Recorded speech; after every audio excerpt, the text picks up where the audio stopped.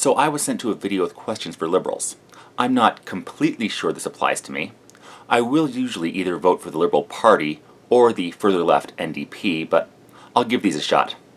Gun ownership is rising among women and minorities in the age of Trump.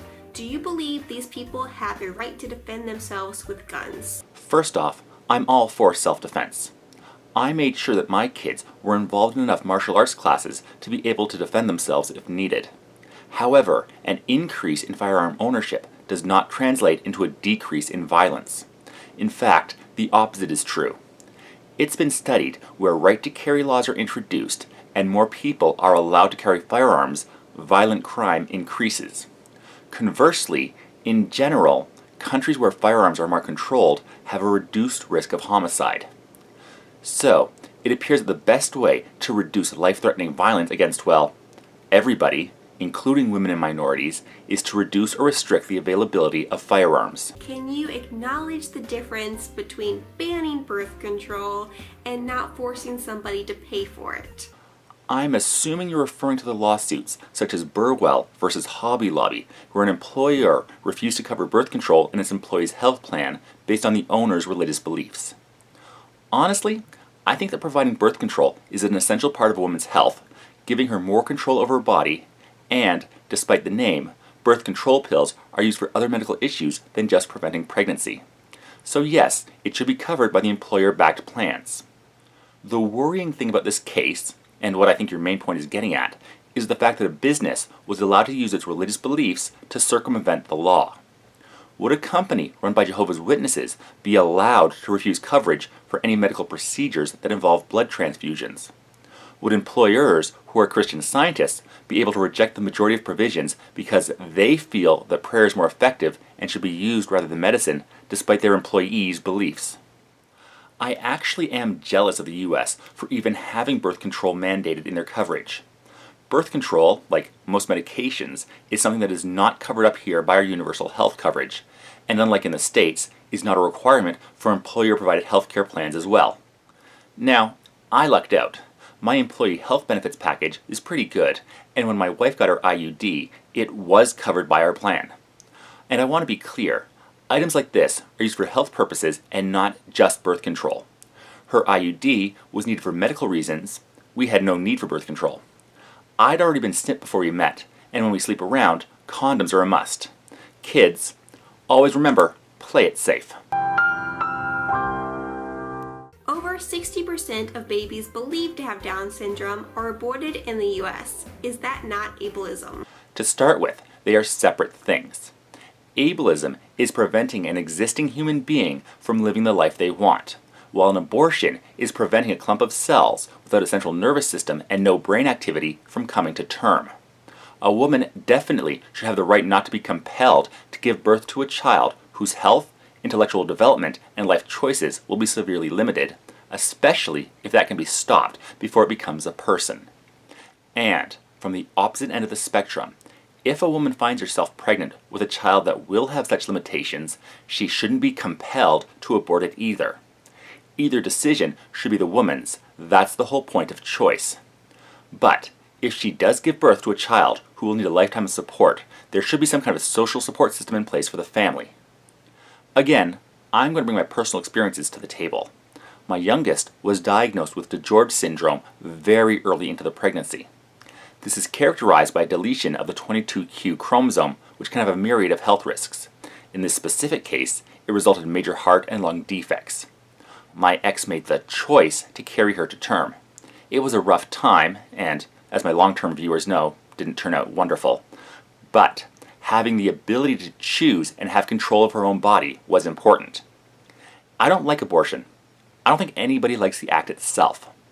But, in the end, a woman needs to be able to decide for herself what the best course of action is and have the freedom to decide what to do with her own body and what lives to bring into her family. How can creative, free-spirited people support socialism, a top-down approach that crushes individualism? I assume that we're talking about the kind of socialism that I support, technically known as social democracy, practiced by the majority of Western countries.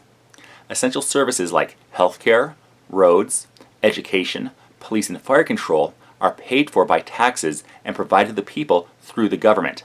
It's not the complete abolition of private property. I feel that this type of socialism adds to freedom. When people are not worrying about how to pay for major aspects of their lives, they're freer.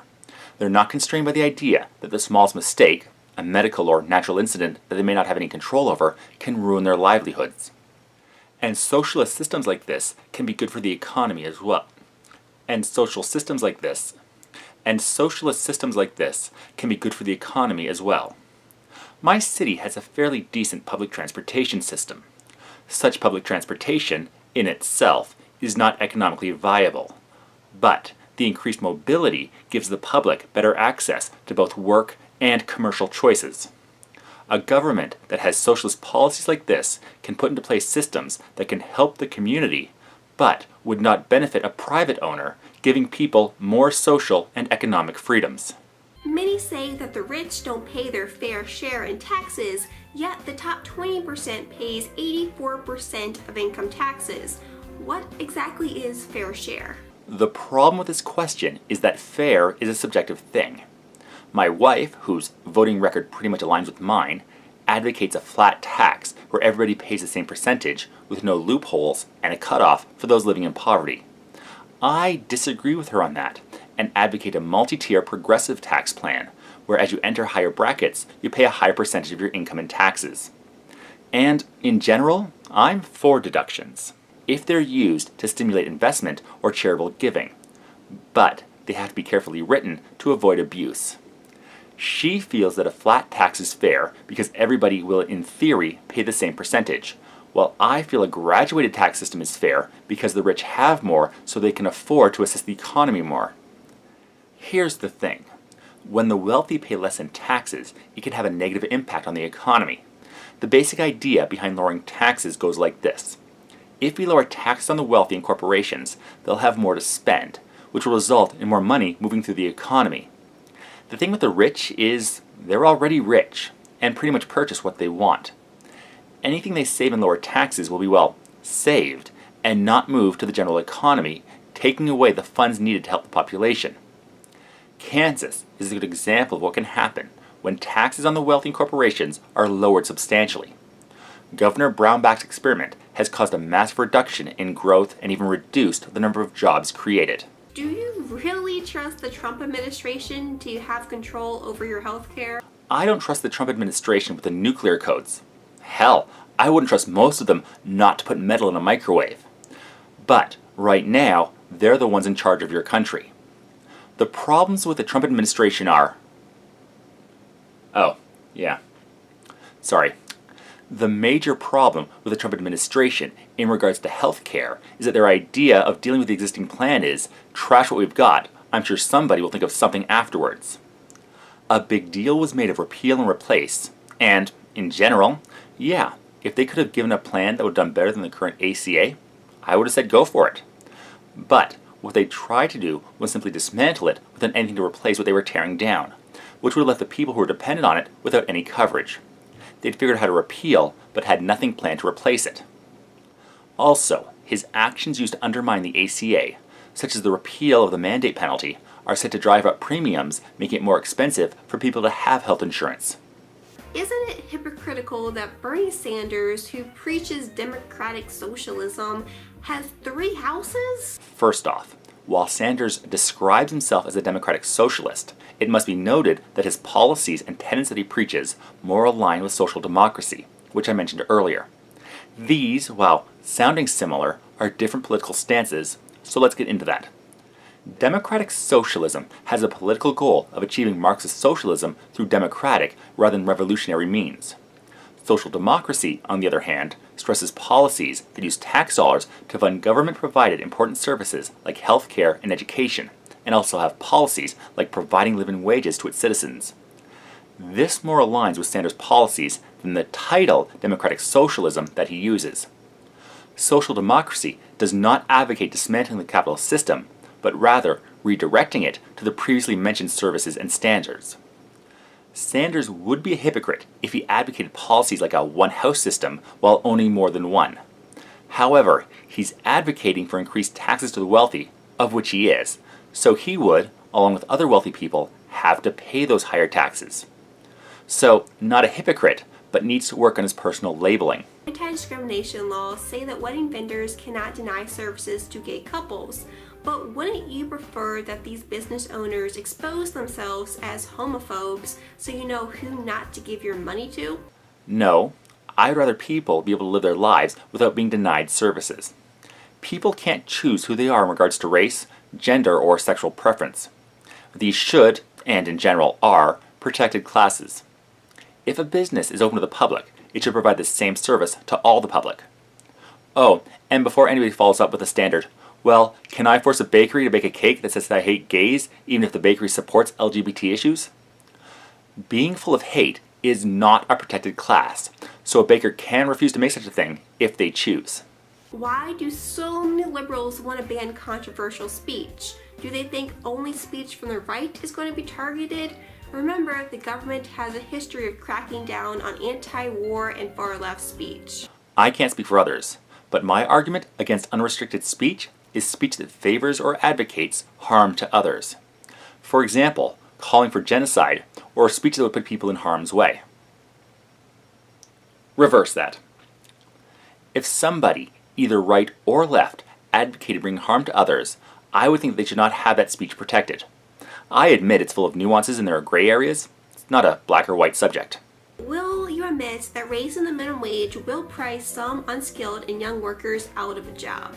This seems logical on its face. With a higher minimum wage, it costs more to hire people, so companies will hire fewer people.